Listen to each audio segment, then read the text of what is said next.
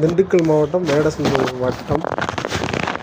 வேடசந்தூரில் இந்த மதுபான கடை எண் 3223. தமிழக அரசு அறிவித்துள்ளது 717 மதுபான கடைகளை கோவில், பள்ளி மற்றும் பேருந்து நிலையங்கள் அருகில் உள்ள மதுபான கடைகளை 500 மீட்டருக்குள் அகற்றுகிறோம் என்ற செய்திகள் உத்தரவிட்டுள்ளது.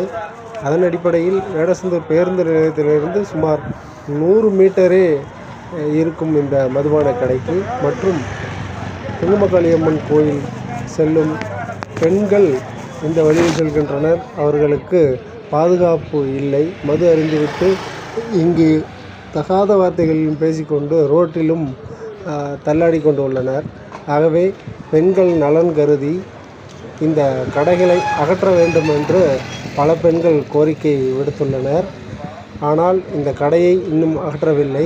தமிழக அரசு உத்தரவின்படி கோவில் மற்றும் பள்ளி, பேருந்து நிலையம் அருகில் உள்ள கடைகளை இந்த கடை எண் 3223 அகற்ற கோரிக்கை